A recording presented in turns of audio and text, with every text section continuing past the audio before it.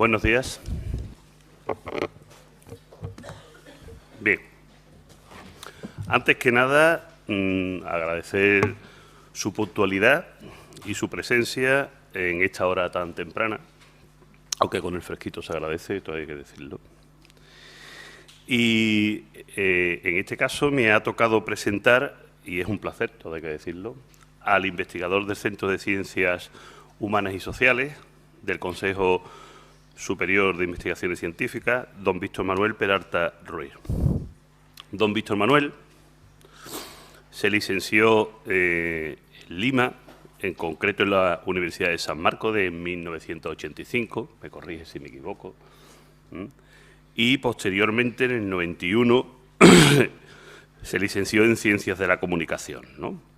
Realizó la maestría de Historia de la FLASO, es una de las maestrías más prestigiosas que existen sobre historia de América en el mundo, por no decir la primera y realmente la más interesante en cuanto a nivel de maestría y del maestrajo en sí, en general.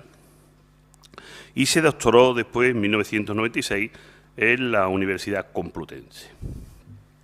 Don Víctor Manuel ha centrado sus investigaciones sobre todo en el siglo XVIII, en el siglo XVIII americano en concreto, en donde destacan obras como, por ejemplo, Patrones, clientes y amigos, el poder burocrático indiano en la España del siglo XVIII, o la coordinación de la obra con Agustín Guimerá sobre el equilibrio del imperio de Utrecht a Trafalgar, del 2006 y del 2005 respectivamente. Sin olvidar, por supuesto, su último trabajo, su última obra, sobre la independencia y la cultura política peruana en el 2010, ¿no? Si no recuerdo mal.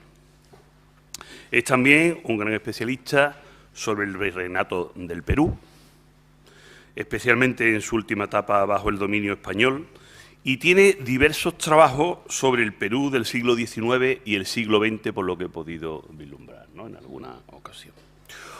Hoy, don Víctor, para no profundizar y no cansar más, nos va a disertar sobre la restauración absolutista bajo el virrey Joaquín de la Pezuela en Perú, Alto Perú y Chile entre 1816 y 1820, que es una etapa realmente convulsa y muy interesante para la zona. Cuando usted quiera, don Víctor. Sí, pues muchas gracias, Alberto. Quería primero agradecer la invitación a este Congreso Internacional Liberal, sobre todo a Alberto Ramos Santana y a Teresa, que realmente me han dado esta oportunidad para estar aquí, y, perdón, a Marieta. Y quería también agradecer a la Universidad de Cádiz por estar en estos momentos aquí en la cuna del liberalismo hispánico. Bien, mi trabajo, la restauración absolutista del virrey Pezuela en el Perú, Alto Perú y Chile, tiene mucho que ver con la temática que se está trabajando en estos días en este congreso, que es el problema del exilio, cómo comprender el exilio, en este caso, en estas tres realidades, después del restablecimiento del absolutismo por Fernando VII en marzo de 1814. De modo esquemático, se puede decir que el escenario y la temporalidad que esta ponencia va a abordar resume los tres tipos de exilio que se vivió en la América español y concretamente en la América meridional bajo estos años de la llamada restauración absolutista. En primer lugar, vamos a tener el exilio o la migración de los partidarios del liberalismo hispánico que sostuvieron su defensa en el virreinato del peruano entre 1810 y 1814. Ese va a ser el primer grupo de emigrados. El segundo grupo lo defino como el del exilio de los sostenedores de la Junta de Gobierno autonomista, que se estableció en la Capitanía General de Chile en 1810 y cuyo exilio empezó después de la batalla de Rancagua en octubre de 1814. Y finalmente, la tercera fase, o perdón, realidad que voy a tratar de emigrados, es esa emigración voluntaria y hasta a veces compulsiva, de aquellos que, sin ser autonomistas ni fidelistas, procuraron evitar su implicación en una guerra civil que se vivió en la audiencia de Charcas, lo que los peruanos y los argentinos que estuvieron luchando por ella llamaban el Alto Perú, entre 1810 y 1816. Esta emigración, entonces, era una emigración que más bien procuró verse implicada en esa guerra civil que se daba entre los ejércitos peruanos y rioplatenses. También me parece importante señalar que esta restauración absolutista no tiene exclusivamente etiqueta de nombradía en respecto a Pezuela, más bien es su antecesor, el virrey José Fernando de Abascal, quien inicia el proceso de la restauración absolutista y por supuesto también de los exilios que vamos a ver en este caso. Por tanto, también Abascal se nos va a colar en este tipo de concepción que tengo del exilio en relación con el caso del virreinato peruano, la audiencia de Charcas y la Capitanía General de Chile. Bien, comenzaré entonces con el caso de Perú. Como vais a ver, José Fernando de Abascal llegó a ejercer el cargo de virrey a partir de 1806. A él le correspondió en 1810 reconocer a las Cortes de Cádiz y también aplicar de una manera bastante limitada, por decirlo de una manera elegante, las medidas que emanaban de las Cortes. Él consideraba y tenía una filosofía muy clara. No se podía aplicar completamente las medidas de Cádiz en la medida en que éstas pusieran en riesgo la seguridad del reino. Por tanto, cualquier toma de decisión con respecto a leyes y decretos que emanasen de Cádiz tenían antes que ser sopesadas por él o por su real acuerdo o por las audiencias para poderse aplicar en el virreinato del Perú. Entonces, uno de los aspectos fundamentales que introduce este virrey como una especie de norma de conducta de las autoridades hispánicas en estas realidades es precisamente como que las leyes liberales se harán, se acatarán, pero se cumplirán en la medida en que se pueda garantizar que el reino no está en peligro de perderse.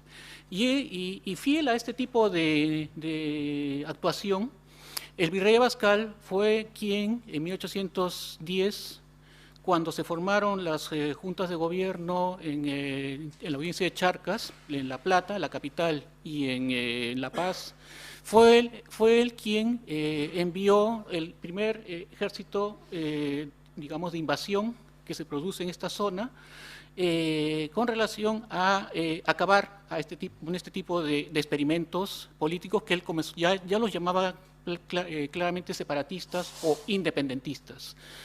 Entonces él, sin considerar que realmente estas juntas se habían formado para resguardar el gobierno en el pueblo, digamos, los reinos de Fernando VII, como se conoce entonces, la retroversión de la soberanía, pues a él no le interesó ningún tipo de este tipo de alegaciones y más bien pues envió al ejército a partir de 1810 a recuperar estos territorios e incluso cuando el 25 de mayo de 1810 se establece la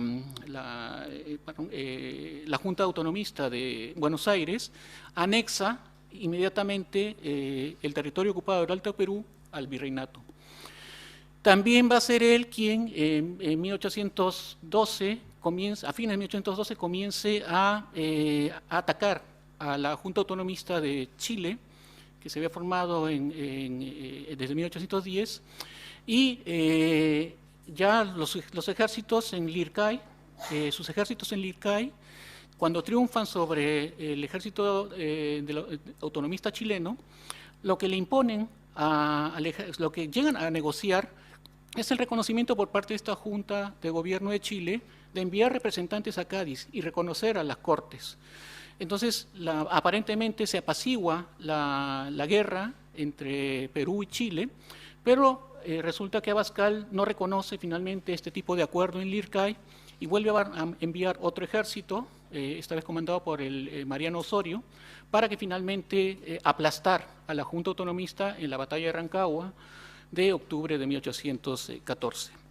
Entonces, como veis, a pesar de que realmente hay un intento por parte de tanto de la Junta de Chile como en otros escenarios de realmente reconocer a Cádiz, el virrey Abascal siempre antepone a eso hacer la guerra si la seguridad del reino, incluso en Perú o fuera de él, en sus fronteras, está en peligro y pone en peligro en general todo el sistema político de dominación que se ha establecido desde hace 3 siglos.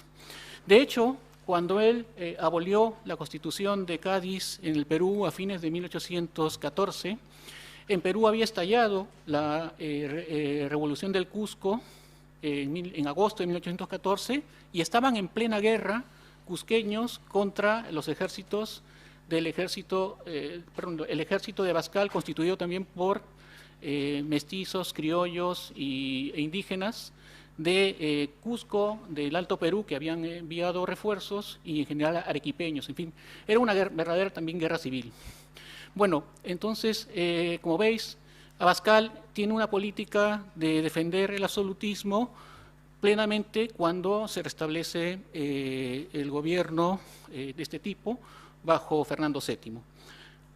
¿Cuál es la actuación de Abascal en el Perú, concretamente, cuando se produce este tipo de circunstancia?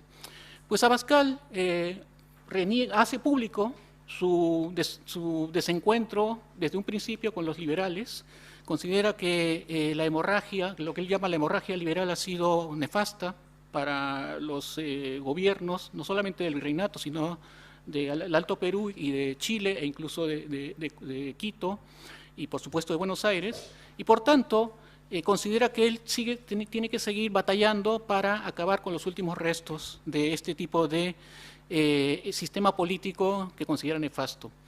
El ataque que fundamentalmente Abascal va a hacer contra los liberales hispánicos, que en el Perú fueron varios, y que sostuvieron el constitucionalismo, va a ser prácticamente inmediato después de la abolición de la Constitución. Voy a señalar solamente 4 casos.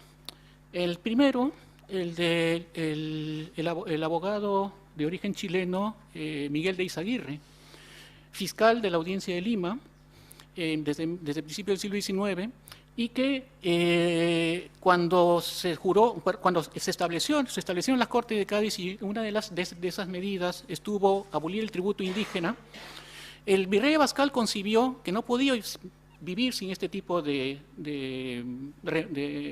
ingresos. Por tanto, el tributo tenía que ser abolido, pero al mismo tiempo crearse otro para poder subsistir y sobre todo mantener a los ejércitos. Entonces, cuando se estaba produciendo este tipo de actuación del virrey, resulta que el fiscal Izaguirre, desde un periódico constitucional que se llama El Peruano, comenzó a criticar la posibilidad de que se volviese a restablecer el tributo indígena. No solo esto, cuando desde Cádiz llega la orden de de elegir los ayuntamientos constitucionales, él se convierte en el cerebro gris de la campaña de los constitucionalistas en Lima por ganar las elecciones al ayuntamiento de la capital, en contra del deseo de Abascal de nombrar personas de su confianza. Entonces, Eizaguirre tiene varios, después incluso se enfrenta con Abascal cuando intenta ser el representante por Lima ante las Cortes el bienio 13-14 de las Cortes de Cádiz. Es decir, hay un problema allí entre él y Abascal, que finalmente cuando se restablece el absolutismo, Abascal se la va a cobrar. Y una de las cosas que hace Abascal es precisamente relevarle el cargo de fiscal de la audiencia, hacer un trámite para enviarle a España bajo partida de registro y que aquí se le procese por su actitud díscola con su autoridad. Eizaguirre finalmente logró contener este tipo de tramitación judicial y lo que logró obtener de parte de la corona fue una especie de perdón en el cual se le decía, bueno, pues no se te va a traer bajo partida de registro, pero finalmente pues tú tienes que venir a España y te vamos a entregar algún tipo de jurisdicción de alguna audiencia para que lo ejerzas acá. Es decir, una especie de exilio dorado. Eizaguirre no quiso aceptar esto y finalmente perdió el cargo, como digo, vuelvo a repetir, en la audiencia de Lima y fue remitido a la zona de Lambayeque, a una parte del norte del Perú, en una especie de castigo, en un rango, ocupando un puesto muy insignificante de abogado, y finalmente murió en 1821 sin implicarse para nada en el proceso de la independencia. Ese es el primer caso. El segundo caso en Perú es el del abogado del Cusco, Rafael Ramírez de Arellano. Ramírez de Arellano, también como Eizaguirre en Lima, en el Cusco se convirtió en el supremo defensor y adicto a la Constitución cuando ésta llegó en la última mitad del siglo, perdón, en la última mitad de 1812. Incluso Rafael Ramírez de Arellano se enfrentó contra la audiencia del Cusco y contra el presidente interino del Cusco para que inmediatamente se jurara la Constitución y se celebrasen las elecciones al Ayuntamiento Constitucional del Cusco. Él se convirtió en cierto sentido también en jefe o cabeza visible de la campaña de los constitucionales para controlar también este ayuntamiento. Lo que pasó con él es que por hacer toda una serie de impresos y de escritos a favor de la Constitución y prácticamente tratando a las autoridades del Cusco, fundamentalmente de déspotas, pues fue encarcelado. Fue liberado en el mismo día de la celebración de la elección constitucional del ayuntamiento, porque el pueblo que fue a votar pidió antes de hacer este tipo de acto que se liberase a Ramírez de Arellano. Y cuando se le liberó, por acción del presidente interino del Cusco, Ramírez de Arellano pudo votar y gracias a todo eso pues fue elegido también miembro, fue regidor del ayuntamiento, síndico regidor del Cusco. Ramírez de Arellano tuvo una participación muy activa entonces en el enfrentamiento que comienza a existir en el Cusco entre los constitucionales y los filoabsolutistas que están fundamentalmente representados en la audiencia del Cusco. Incluso cuando estalló la revolución de 1814, de agosto de 1814, él como constitucionalista se puso en una situación de intermedio entre el conflicto que se había generado entre estos revolucionarios y la audiencia, pero finalmente tuvo que optar por participar en la revolución siendo nombrado auditor de guerra. Cuando la revolución fue aplastada en marzo de 1815, Ramírez de Arellano sobrevivió, fue uno de los pocos que sobrevivió a los juicios sumarios y fusilamientos o, en fin, todo tipo de muertes que sucedieron con los líderes de este movimiento, y fue encarcelado en Lima en 1815 por Abascal, cuando ya también se había abolido la Constitución, siendo acusado de ser simpatizante liberal, pero al mismo tiempo también, en cierto sentido, estar comprometido con los revolucionarios de 1814. No iba a ser liberado Ramírez de Arellano hasta 1820, cuando llega la orden de España ya del gobierno liberal, pues para que se escarcele a todos los que han sido sometidos a algún juicio por ser contrarios al absolutismo.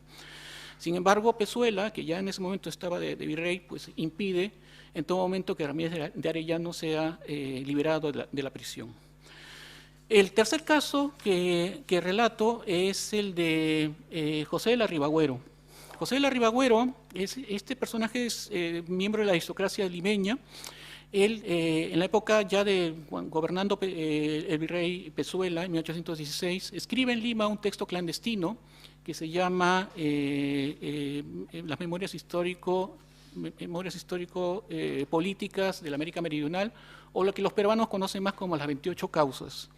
En este texto, él comienza a cuestionar el despotismo, como el problema que tienen los criollos en América para poder acceder a los empleos, poder hacer un comercio libre y al mismo tiempo tener un espacio de libertad que no tienen. Él, en 1816, cuando escribe esto, está en el máximo esplendor el gobierno de Pezuela, controlando el Alto Perú y controlando Chile. De tal modo que el único recurso que le queda es exiliarse a el Río de la Plata. Y en Buenos Aires, cuando llega, le publican su texto y se editan casi como, según me he encontrado en el documento que se encuentra en la Biblioteca Nacional, aquí en Madrid, se editaron como 30.000 ejemplares, según dicen en ese texto. Bueno, no sé si es verdad, pero en fin. Resulta que el texto entonces se convierte en una especie de la Biblia del separatismo peruano, a pesar de que realmente el texto no circulase mucho en Lima. Ribagüero va a ser muy importante porque desde Buenos Aires inicia los contactos con el general José de San Martín para idear no solamente el plan de reconquista de Chile, sino también el traslado de esa operación libertadora al Perú. Y él se va a convertir en el agente de San Martín en Lima a partir de 1820, cuando el Ejército Libertador llega a la Bahía de Pisco. Bien, y el último caso que quiero tratar de exilios es el de Manuel Lorenzo de Vidaurre, un abogado que trabajó como oidor en la audiencia del Cusco, estuvo presente en los momentos en que estalló la Revolución del Cusco, y que también tenía una actitud bastante, por su condición de criollo, tenía una condición bastante ambigua con respecto a la revolución, y también, eso sí, era un probado simpatizante del liberalismo hispánico. De hecho, el liberalismo hispánico lo consideró como una especie de remedio a uno de los grandes problemas que tenía la presencia de la dominación española en el Perú, que era la arbitrariedad, el despotismo de las autoridades, el mal gobierno. Él escribe el Plan del Perú en 1812 y también después otro memorial histórico en 1816, en el cual denuncia a las autoridades que están haciendo despotismo no solamente en Perú, sino en Chile y en Quito. Por tanto, él está advirtiendo a las autoridades que se puede perder el reino a pesar de todo tipo de control militar, porque simplemente la actitud despótica de las autoridades está haciendo que el sistema se quiebre. No le quieren escuchar ni en Lima el virrey, ni en España las máximas autoridades que asesoran a Fernando VII, y vive un exilio dorado en España a partir de 1816, cuando Pezuela se deshace de él, y en España le nombran oidor en una de las provincias de la península ibérica, y finalmente termina siendo oidor de Puerto Príncipe en Cuba.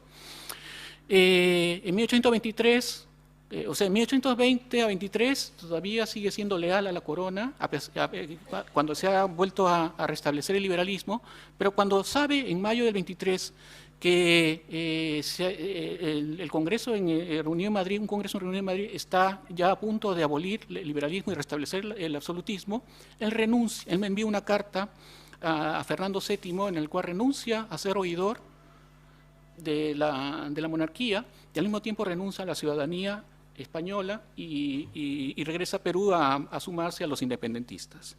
Pues estos son los 4 casos que, vuelvo a repetir, de Perú, son como una especie de momentos en los cuales pues, se está viviendo situaciones, digamos, no tan traumáticas, pero sí de una condena de las personas que apoyaron la Constitución de Cádiz.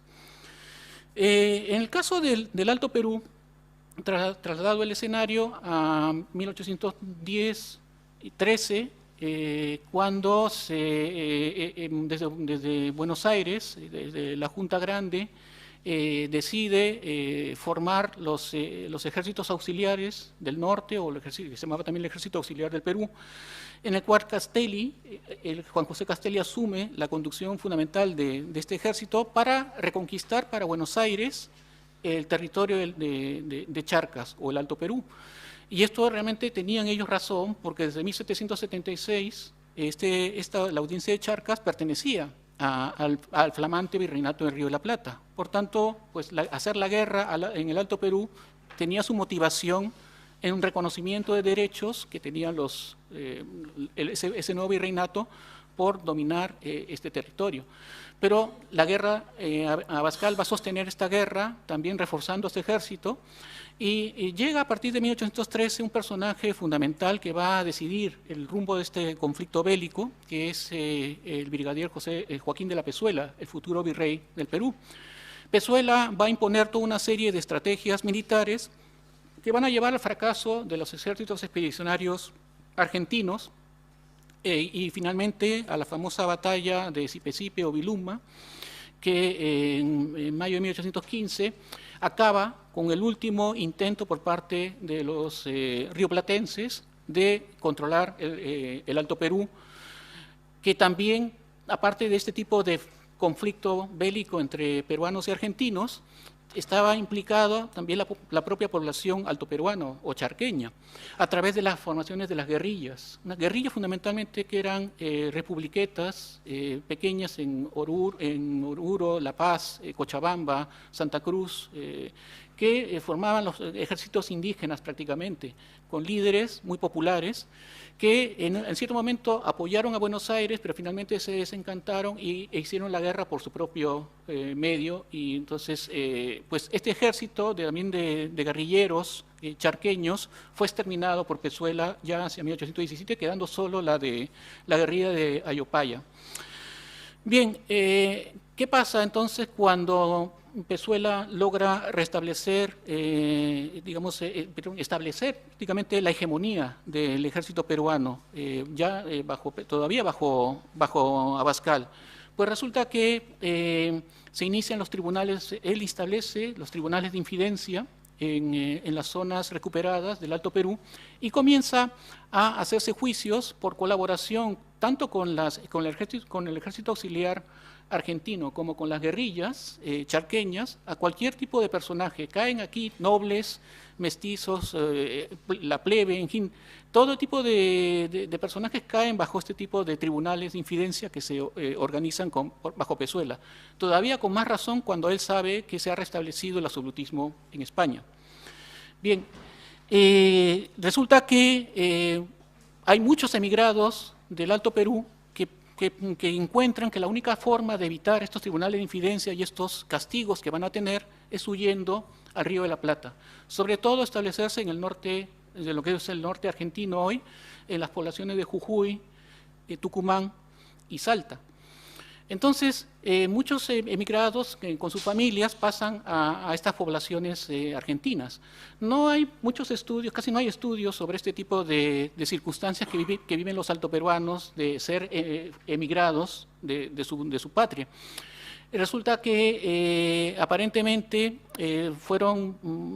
quizás no pasaron de centenares, pero aún así fueron personajes que van a tener un significado muy importante para el gobierno del Río de la Plata, porque como el Río de la Plata sigue considerando al Alto Perú como su territorio, pues varios de estos personajes que emigran forzosamente van a ser nombrados, se les va a permitir votar en las elecciones, sobre todo cuando a partir de 1816 ya Argentina se ha independizado de España, y se forman los congresos del de Tucumán y después los otros que van a ir sucesivamente, pues entonces se les permite a los emigrados charqueños asumir como representantes de sus poblaciones y poder votar y ser elegidos también diputados de estos congresos argentinos.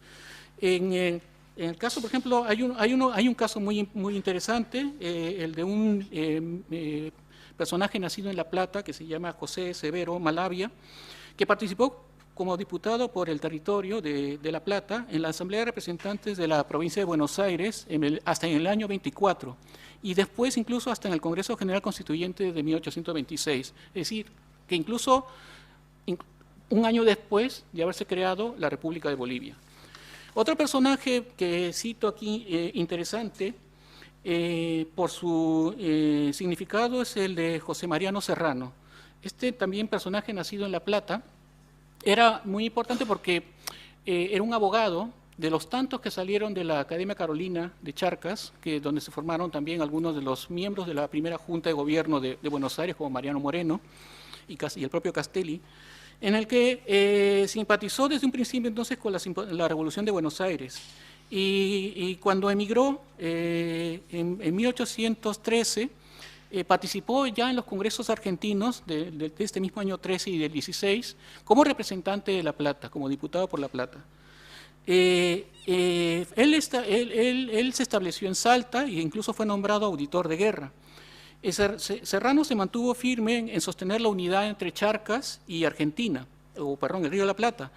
Pero él, a diferencia de Malavia, su paisano, en el año 25, cuando supo que el ejército del general Sucre había derrotado al ejército alto peruano realista del general Olañeta y supo que se estaba formando ya una asamblea de representantes para declarar la independencia de Charcas y convertirla en la futura Bolivia, él, a diferencia de Malavia, él sí abandona y reconoce que ni con Lima ni con Buenos Aires el Alto Perú tiene que ser una república independiente, y él se convierte en representante y firma incluso el acta de la Asamblea de Chuquisaca.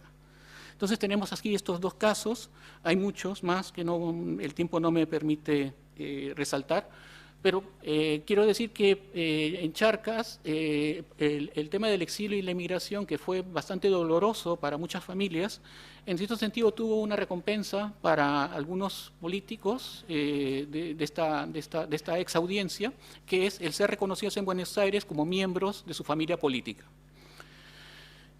Finalmente, voy a tratar el tema de la forma del exilio en Chile después del desastre de Rancagua de octubre de 1814. Es el momento en que cae la patria vieja en Chile. Muchos de los que combatieron al ejército realista de Osorio, que eran o'higginistas, o sea, partidarios del máximo comandante del ejército chileno de ese momento, Bernardo O'Higgins, pues muchos tienen que emigrar forzosamente a la región de Cuyo y establecerse en Mendoza, donde desde hace unos meses, desde septiembre de 1814, un personaje que va a ser fundamental en la independencia de Chile ya se ha establecido como máximo responsable de la población de Cuyo y de Mendoza, que es José de San Martín. Es el gobernador de Cuyo, y entonces todos los o'higginistas llegan a esta población y son auxiliados por San Martín, y comienza a establecerse una especie de acuerdo entre ellos por ver que la única forma de expandir el proceso de separatista ya no pasa por atacar el Alto Perú, como había sido la estrategia argentina desde 1810, sino reconquistar Chile. Por tanto, el ejército, los emigrados chilenos que llegan a Cuyo, sobre todo fundamentalmente civiles y militares, conciben que tienen que ponerse bajo la protección y colaboración con el general San Martín para lograr reconquistar Chile. Aquí hay un problema fundamental. Aparece la figura de José Miguel Carrera. José Miguel Carrera era uno de los personajes más políticos, uno de los políticos más díscolos que gobernaron Chile en la época de la Patria Vieja. Desde 1812 se había convertido en dictador y se había tratado de deshacer incluso de O'Higgins y apartarlo del poder a todos los que él consideraba que eran personajes moderados. Carrera, pues entonces con sus hermanos, junto con sus dos hermanos, Juan José y Luis, pues tenían una influencia en la política chilena muy importante durante los últimos años de la Patria Vieja. Y Carrera, en la época de la batalla, del desastre de la batalla de Rancagua, conducía un ejército que también se tuvo que exiliar en Cuyo, cuando le fue imposible controlar la zona del sur por parte de su ejército, que fue arrasado también por las fuerzas de Osorio. Aquí la figura de Carrera se complica cuando trata de él ser el líder de los emigrados de Cuyo, los emigrados chilenos de Cuyo, y choca con la figura de O'Higgins, pero también con la del general San Martín, que en ningún momento le va a apoyar, sino más bien va a intentar que se someta a su autoridad, cosa que no hace Carrera y provoca toda una serie de conflictos al punto tal que San Martín se tiene que deshacer de él, lo envía a Buenos Aires y finalmente de Buenos Aires, al tampoco conseguir ningún apoyo Carrera de parte de las autoridades de esta capital, finalmente tiene que irse a Baltimore, emigrar a Estados Unidos, y desde allí, apoyado por su asesor, el cónsul Poinsett, pues rearmarse para él hacer su propia batalla contra los realistas que controlan Chile. Finalmente, este personaje va a desaparecer de la historiografía de la independencia chilena en 1818, cuando él hace su propia expedición, como digo, apoyada por algunos políticos de Baltimore, entre ellos también incluso el famoso personaje de la doctrina Monroe. Y quería simplemente leerles un extracto del virrey Pezuela, cuando él, enterado de lo que está ocurriendo en Estados Unidos con el apoyo que se está brindando a Carrera, él dice que no es posible que Estados Unidos se implique en el conflicto que está teniendo Perú en esos momentos con Chile, porque hay tratados que Estados Unidos debe respetar de no intervención, que incluso Inglaterra los está haciendo en esos años. Por tanto, el virrey Pezuela considera que lo que está haciendo Carrera, apoyado por Estados Unidos, es una violación de los tratados internacionales firmados por Estados Unidos. No le va a servir de nada, pero para él, para su digamos, liberación de este tipo de problema, fue el propio gobierno de Buenos Aires el que arrebató a la escuadra, la autoridad de Carrera a la escuadra que había traído y se la entregó a San Martín. Y Carrera desaparece del escenario de la lucha por la independencia que van a conseguir San Martín aliado con O'Higgins. En los estudios que hay actualmente sobre el problema de los emigrados chilenos en Cuyo, se está viendo que realmente no fueron decenas de miles, como la historiografía del siglo XIX chileno había comentado, fueron los que se refugiaron en Cuyo, sino más bien no pasaron de 1000 personas. E incluso hay estadísticas que en los propios archivos de Mendoza, donde se ha encontrado esta información y se están haciendo ya los estudios respectivos. Por tanto, es una población que realmente es muy flotante, pero al mismo tiempo tiene el problema de que en Cuyo no hay recursos económicos para sostenerles. Por tanto, tienen que ver de qué modo se sostienen. Y fundamentalmente allí, uno de los aspectos que se ve como que permitió que sobrevivieran estos emigrados fue fundamentalmente el establecimiento previo de otras familias chilenas en estas poblaciones que mantuvieron a estos personajes mientras se estaban rearmando para otra vez invadir Chile. Por tanto, pues aquí hay otra circunstancia interesante, que es conocer la actitud de la población propiamente chilena que vive en Argentina, pero también algunos personajes de la propia Junta de Buenos Aires, que en cierto sentido ellos consideran que estos emigrados también pueden ser admitidos militarmente dentro de sus propios ejércitos. Es decir, lo que habíamos visto para Charcas, que se les permite la participación política, en este caso chileno, la participación política no es tanta, sino más bien es una participación militar, de subordinarse al ejército argentino, comandado por San Martín, y ser los brigadieres de su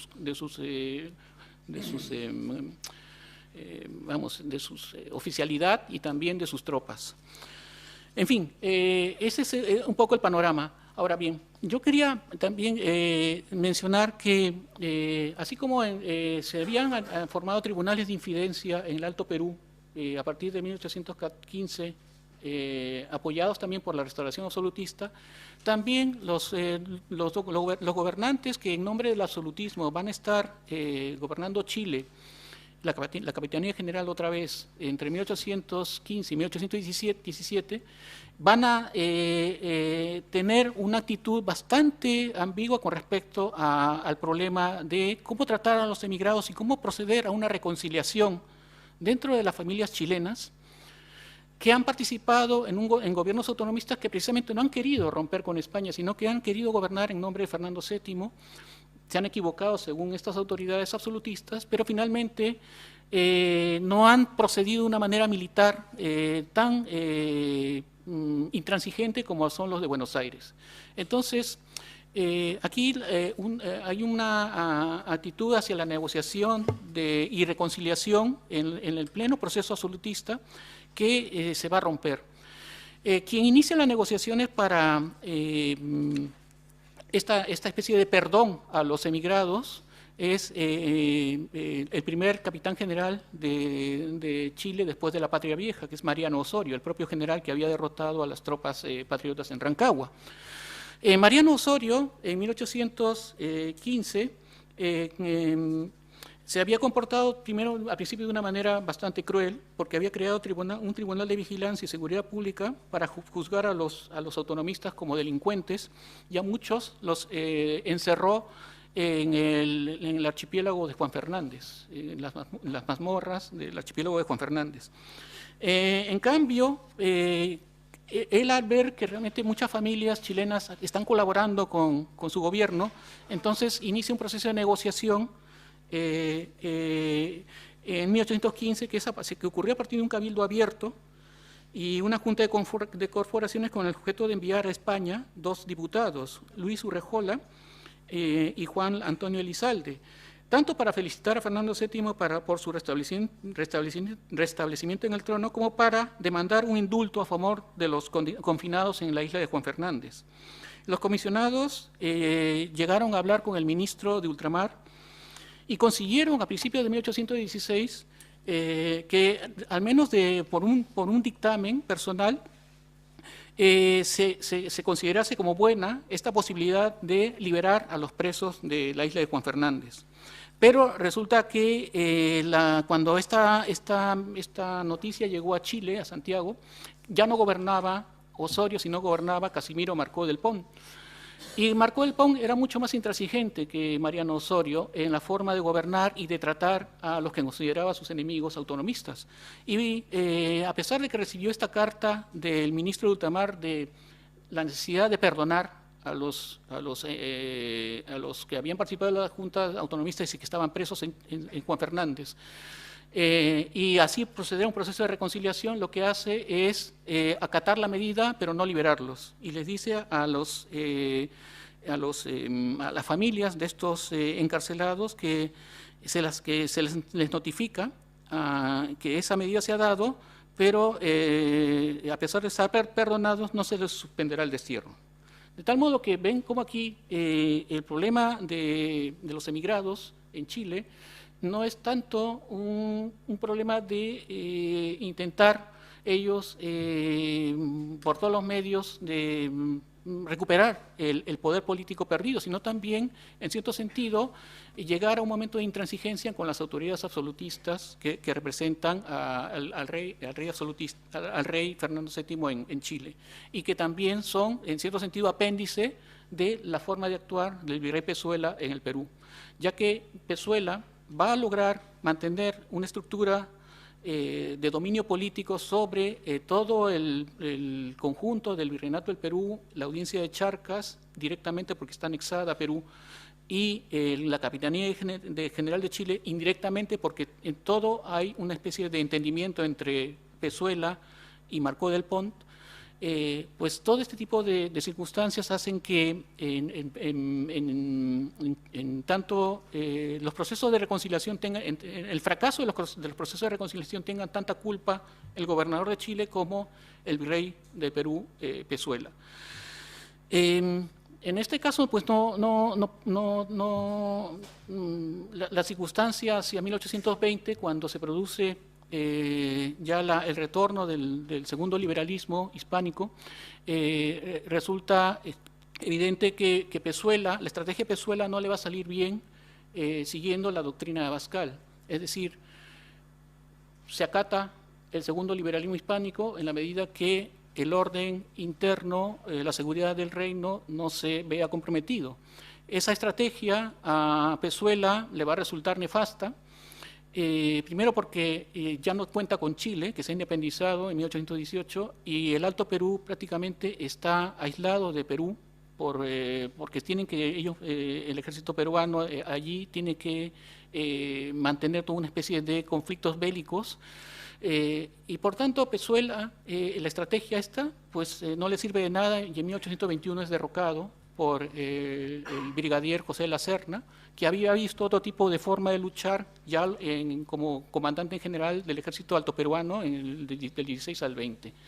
Por tanto, estamos ante una circunstancia en la cual todo este tipo de problemas y conflictos tienen que ver con aspectos no solamente políticos, sino económicos y sociales que van a enturbiar tanto el comportamiento de los emigrados como también el de las autoridades absolutistas restablecidas desde 1814. En conclusión, quería entonces recalcar que la restauración absolutista, en el caso del virreinato peruano, fomentó una emigración de liberales hispánicos dentro del propio territorio peruano, pero también hacia España, que en cierto sentido fue bastante benigna. En el caso de la emigración de los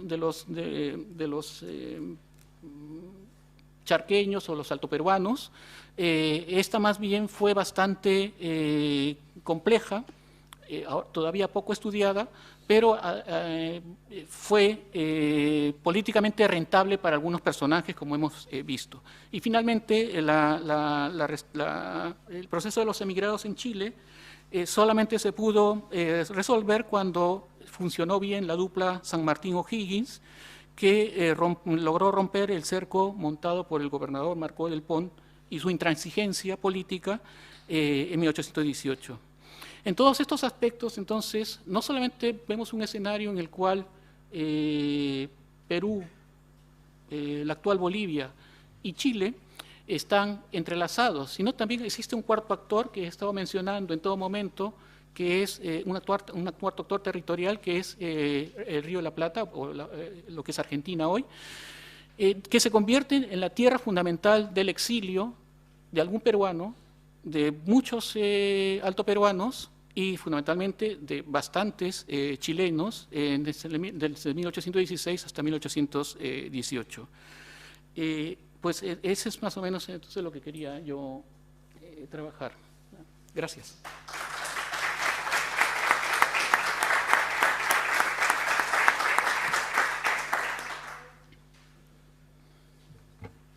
Bien, darle las gracias al profesor Víctor Peralta por su magnífica intervención y solo señalar en un momento determinado sobre estos 3 casos de emigrantes, no por decirlo de alguna, forzados en el exilio en distintos sitios, reseñar cómo esa participación desde Argentina realmente es fundamental, ¿no?, en ese proceso, sobre todo porque desde el Virreinato del Río de la Plata yo creo que ha sido generoso eso en su intervención. Lo que querían, entre otras cosas, era Potosí, evidentemente, evidentemente. Lo que querían era La Plata. No nos olvidemos nunca de ese detalle, que es muy interesante. No la ciudad, sino el no, claro, el situado que no llegaba desde hacía tiempo, ¿no?, y que, según algunos autores, hablan precisamente de que es la causa de la independencia incluso de Argentina, ¿no?, en un momento determinado. Bien, creo que tienen muchas preguntas en muchas intervenciones este tipo de trabajo, ¿no?, en un momento determinado. Así que ¿Alguien quiere hacer algún tipo de pregunta?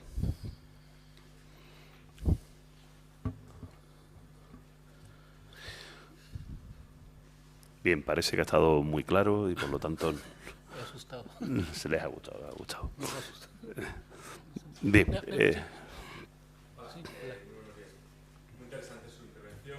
Yo he trabajado sobre el tema del exilio, sobre todo en peninsulares españoles, pero también en la monarquía hispánica en general. Y uno se encuentra con el problema de cómo referirse a estos individuos que se mueven dentro de la monarquía hispana todavía, en procesos de independencia, autonomistas, etcétera. Pero que vemos que hay algunos que toman un exilio más ortodoxo de ir a otros países soberanos, a Estados Unidos, a países europeos, etc. ¿Cuál es la mejor aproximación, en tu opinión, para acercarnos a estos emigrados, a estos exiliados que se mueven durante todo este periodo de la crisis de la monarquía española en América, en la península, que es largo, pero que no olvidemos que las autoridades están contestadas a diferentes soberanías, cambian, etcétera, etcétera?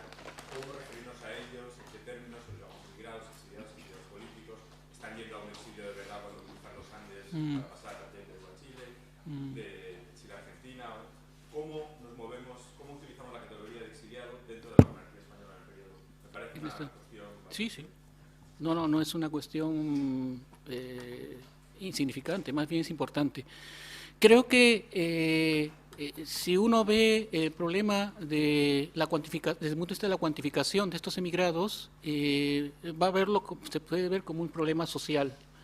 Muchos no tienen la posibilidad de involucrarse, en el caso del Río de la Plata, dentro de su sistema social, su sistema económico, y por tanto tienen que sobrevivir como pueden dentro de unas circunstancias en que peor es estar en su propio país, en su propio territorio, porque van a ser despojados prácticamente de todo, sus propiedades, van a ser enajenados completamente de sus vínculos familiares. Por tanto, es una emigración fundamentalmente social, es una emigración incluso que no tiene un color definido, son criollos, son mestizos, en cierto sentido también en parte, en el caso de Alto Peruano, son indígenas que están migrando. Un aspecto que quizás es fundamental señalar, lo mencionó Alberto antes, es el factor económico. Estos territorios no es que tuviesen una frontera política que los definía, es que eran fronteras siempre interrelacionadas por el aspecto mercantil. La convivencia entonces entre charqueños y norteargentinos era fundamental desde el siglo XVIII, porque prácticamente todo el tráfico se sustentaba en relación con el sistema del intercambio de bienes en relación con la producción de Potosí. Por eso, como ha mencionado el profesor Guillón, resulta fundamental que la lucha de los argentinos por recuperar charcas, porque también en eso les iba prácticamente un recurso económico fundamental. Pero también, por ejemplo, en el caso peruano, el problema entre chilenos y peruanos no es un problema simplemente de que el virreinato prevaleciese sobre la capitanía general, es que había un vínculo mercantil fundamental entre peruanos y chilenos que los chilenos temían perder, como también los peruanos. Por eso es que Abascal no le hizo la guerra a la Junta de Gobierno de chilena hasta fines de 1812. Fundamentalmente porque había un entendimiento, a pesar que se había formado la Junta en 1810, seguían existiendo tratos mercantiles entre chilenos y peruanos.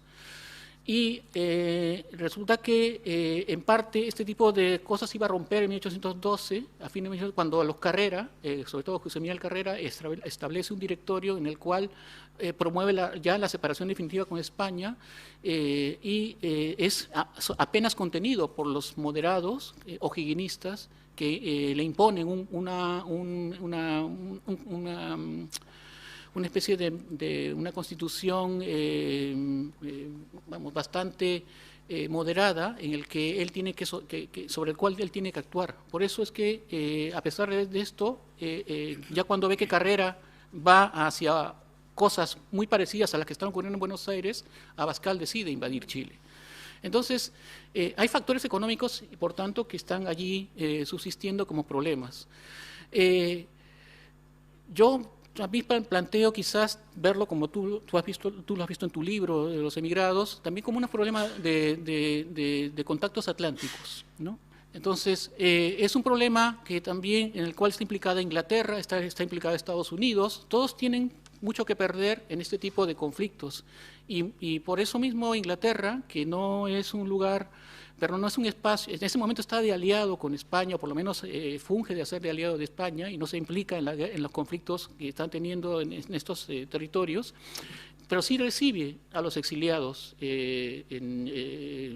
tanto de la Junta Argentina, cuando se pelean entre ellos y muchos tienen que irse a Londres, como también en Chile cuando se derrumba la Patria Vieja.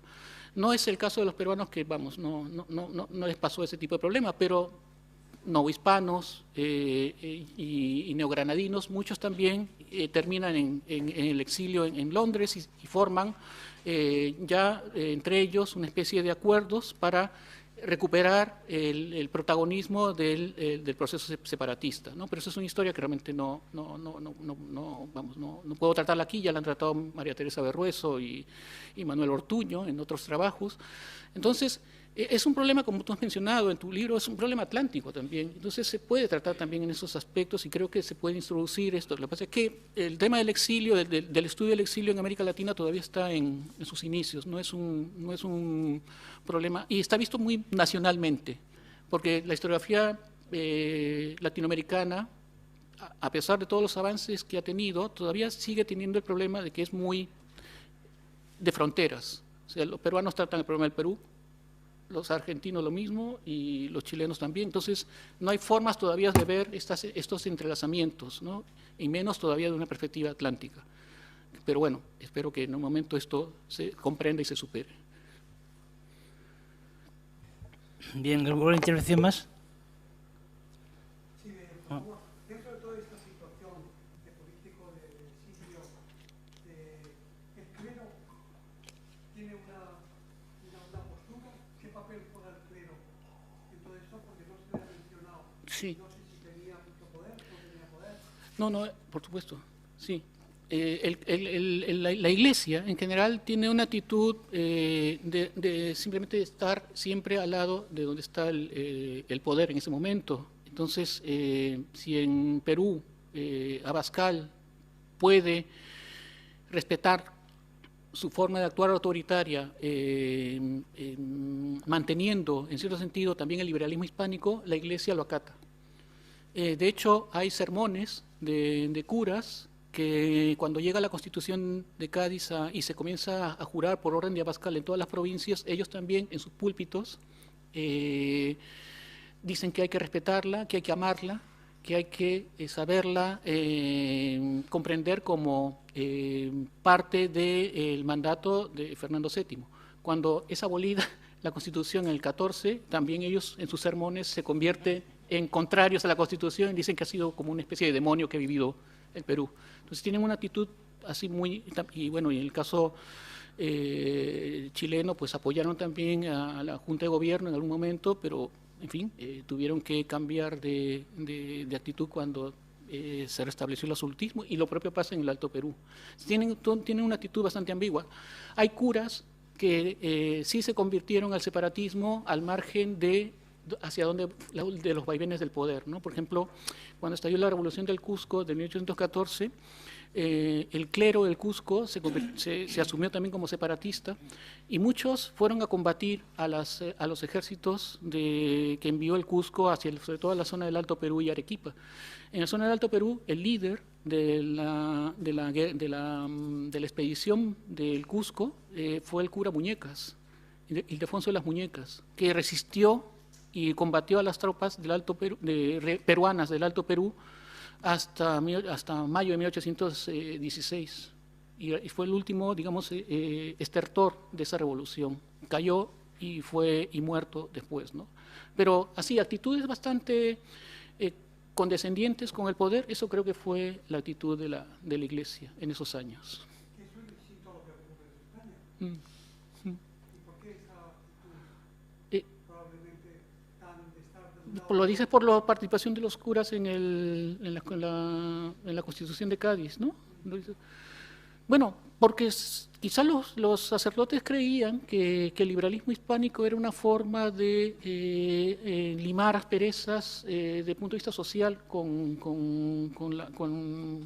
el pasado, ¿no? Y tenían el estigma de la Inquisición, de la cual se ha hablado ayer.